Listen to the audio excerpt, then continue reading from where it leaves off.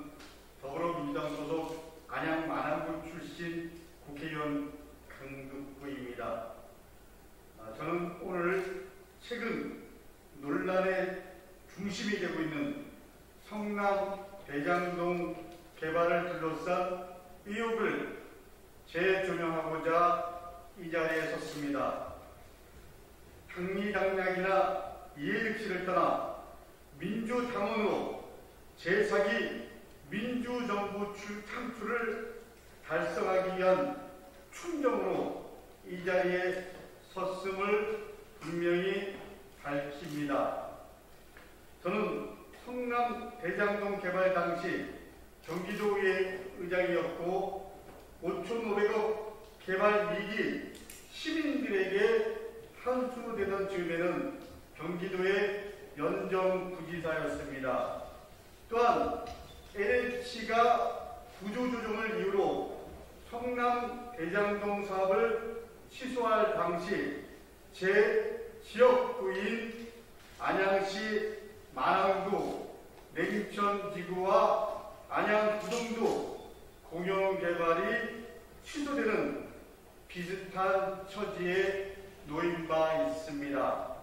그래서 누구보다도 남다른 관심을 가지고 이 사업을 눈여겨봤습니다.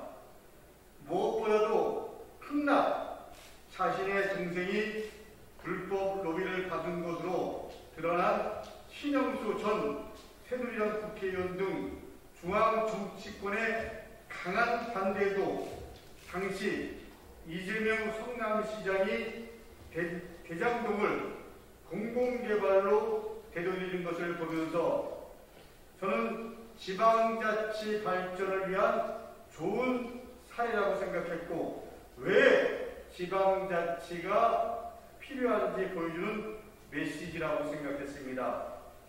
저는 아시다시피 최근 사퇴한 정세균 후보님을 도왔을 때나 지난해 8월 당대표 선거 당시 이낙연 후보님을 도왔을 때처럼 지금 이 자리에 선 것도 오로지 선당 후사의 입장에서임을 거듭 말씀드립니다.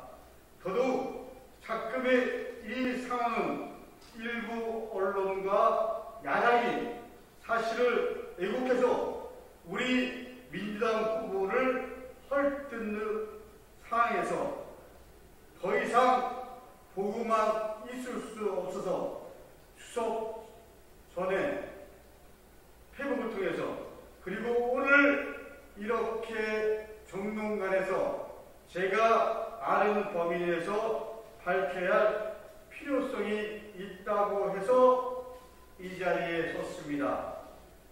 저는 이재명 후보가 아니라 만일 이낙연 후보 또는 우리 당의 다른 후보가 이처럼 터무니없는 마녀 사냥을 당한다면 똑같이 이 자리에 설 것입니다.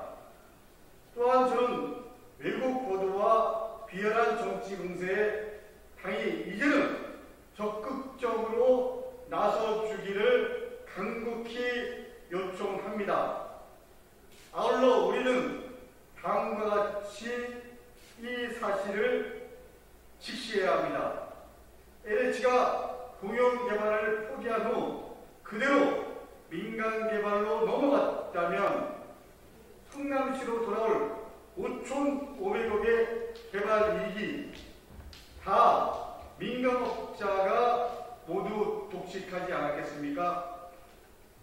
저는 대장동 개발 사업을 악의적으로 왜곡하는 언론과 야당의 배후에 윤석열 총부 고발 사건을 물타기 하려는 정치 공작이 존재한다고 믿습니다. 복귀해보면 이번 사태의 초기에 조선일보의 보도와 함께 국민의힘 장기표 후보의 무차별적 의혹 제기가 시작됐습니다. 그런데 장기표 후보에 의해 제기된 의혹이 현재 모두 허위 사실임이 드러났습니다. 드러났습니다.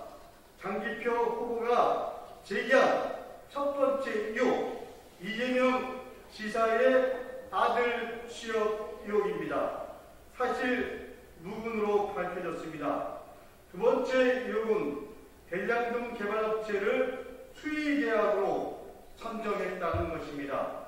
여기 보시는 바와 같이 성남도시개발공사 홈페이지에서 가져온 공모 공고입니다. 2015년 2월 13일 이후 지금까지 성남도시개발공사 홈페이지에서 대장동이라고 검색하면 찾을 수 있습니다. 적합한 자격만 있다면 누구나 참여할 수 있는 경쟁 공모 절차를 통해 결정됐습니다. 이것 또한 명백한 허위로 밝혀졌습니다. 세 번째 의혹은 신생업체에게 특혜를 주었다는 것입니다. 그런데 이런 형태의 부동산 개발 사업은 모두 SPC라는 신설 법인을 통해서 이루어집니다. 역시 허위 사실입니다. 2015년 2월 14일자 성남도시개발공사의 공모지침서를 보면 신설 법인인 SPC사를 설립해야 한다는 내용이 명시되어 있습니다. 따라서 나머지 두 개의 컨소시엄도 신설 법인인 SPC사를 설립해야 함은 당연합니다. 이렇게 초기에 던져진 의혹들은 모두 사실이 아님이 밝혀졌습니다. 그러자 이번에는 성남시나 이재명 후보와 무관한 하나은행 컨소시엄의 자산관리회사인 화천대유를 이용해 이재명 죽이기에 나섭니다. 성남시는 개발사업의 사업자로서 하나은행 컨소시엄을 공모 절차로 선정한 이후에는 공모사업 지침에도 명시된 바와 같이 그 이후 자산관리회사의 운영, 주주구수 구성, 시행사, 시공사 선정, 공사 진행, 보상 절차 등 절차에 개입하지 않으며 개입할 권한도 없습니다. 이처럼 포괄적으로 사업을 맡길 사업자를 지정하기 위해 민간 사업자를 공모 절차를 통해 선정하는 것입니다. 화천대유라는 자산관리회사에 대해서는 그 운영, 수익구조, 주주, 수익 분배 방식 등에 대해 성남도시개발공사, 성남시, 이재명 지사 모두 알 권한도 없고 알 수가 없는 구조입니다. 그렇기에 모 의원의 아들이 화천대유 직원이라는 점도 나중에 밝혀진 겁니다. 이재명 아들이라고 의혹을 제기했는데 사실이 아닌 것입니다. 이후에 제기된 다른 의혹들도 근거가 없고 황당무계한 것은 마찬가지입니다. 의혹 네 번째, 화천대유가 절차 공모 불과 일주일 전에 설립되었다는 의혹입니다. 그러나 콘소시엄의 구성원으로 참여하는 자산관리회사는 당연히 신설법인이고 공모 직전 설립합니다. 의혹 다섯 번째, 심사 하루 만에 사업자가 선정되었다는 의혹입니다. 역시 허위입니다. 이런 프로젝트에선 심사위원에 대한 로비를 막기 위해 통상적으로 심사 당일 결정이 원칙입니다. 이와 유사한 의혹으로 공모 일주일 전 화천대유가 설립된 것이 마치 특정사에게만 미리 대장동 결합 개발에 대한 정보를 줬기 때문이라는 주장도 있습니다. 그러나 여기 보시는 바와 같이 이미 몇 달 전인 2014년 12월 대장지구에 대한 사업 타당성 조사가 있었고 용역 공고도 있었습니다. 이 내용도 성남도시개발공사 홈페이지에 대장동이라고 검색하면 금세 뜨는 내용입니다. 2014년 5월에 이미 대장동 개발을 위한 도시개발사업구역 지정 고시가 이루어진 바 있습니다. 당연히 모든 컨소시엄 참여업체들이 대장지구에 대한 사업이 있을 거라는 점을 알고 있던 상황입니다. 그동안 조선일보의 보도 내용을 분석해보면 여러 가지 가짜 뉴스를 무차별적으로 던졌는데 그 중에서도 7만 % 수익률이라는 허위사실이 부동산 가격 폭등으로 인한 아픈 민심과 맞닿아 폭발력을 보이자 이에 집중하고 있습니다. 의혹 6번째, 하천대유가 1%, 즉 5천만 원 투자로 수천억 원을 벌었다는 것입니다. 이미 여러 차례 언론에 나온 것처럼 5천만 원은 회사 설립을 위한 자본금입니다. 투자금과는 전혀 의미가 다릅니다. 이거는 상법을 아는 분이나 최소한의 기초적인 지식만 있으면 대부분 다 이해하는 겁니다. 그렇기 때문에 투자 금액과 그리고 자본금과는 전혀 상관이 없습니다. 그래서 실제 얼마가 투자되었는지 이런 부분은 수사가 필요하다면 수사를 통해 드러날 것입니다.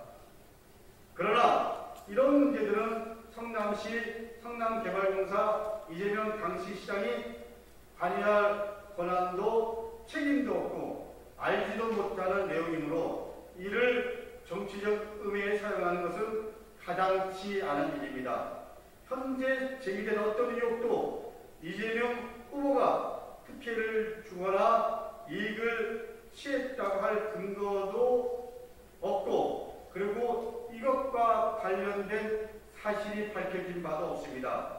만약 이재명 후보가 한치의 의혹이라도 있었다면 대장동 개발이 있던 2015년 박근혜 정부 당시 김순환 검찰총장과 당시 권익환 성남지청장이 이재명 성남시장을 그대로 뒀을 리도 만무합니다. 저는 이 사태 초기 이재명 후보에 대한 3가지 허위 사실을 제기한 장기표 후보에 대한 철저한 수사를 통해 그 배우의 정치 공작 세력이 밝혀지기를 그리고 세력을 밝히기를 촉구합니다. 이미 9월 19일 이재명 캠프 측은 국민의힘 장기표 후보와 그리고 김기현 원내대표, 윤창현 의원을 공직선거법 위반과 허위사실 유포 및 명예훼손 혐의로 서울중앙지검에 고발한 바 있습니다. 최초의 일명 던지기를 통해 여론몰이를 시작한 장기표 후보는 9월 15일 국민의힘 1차 경선에서 탈락하면서 무대에서 사라진 상태입니다. 그러나 그와 같은 허위 사실을 누구로부터 듣고 기획하여 기자회견까지 한 것인지 밝혀내면 이번 정치 공작의 흑막이 벗겨질 것입니다. 본 의원은 서울중앙지검에 다음과 같이 촉구합니다. 대장동 개발 사업을 악의적으로 왜곡하여 가짜 뉴스로 이재명 후보를 흠집내는 조선일보와 국민의힘의 정치적 공작의 배후와 실체를 밝히기 위해 조선일보가 단독으로 의혹 보도를 한 2021년 9월 10일부터 장기표 후보가 최초 허위 사실을 던지게 한 2021년 9월 12일 사이에 48시간 동안 장기표 후보와 통화 문자 통신 내역과 그 상대방에 대한 디지털 포렌식 수사를 촉구합니다. 아울러 모든 국민들께서 공공개발 이익환수 제도에 대한 믿음을 되찾아 있도록 되찾을 수 있도록 한정 의혹 없는 수사를 촉구합니다. 이에 서울중앙지검에 수사 진행 및 촉구 의견서를 제출할 예정입니다. 이상으로 기자회견을 마치겠습니다. 감사합니다.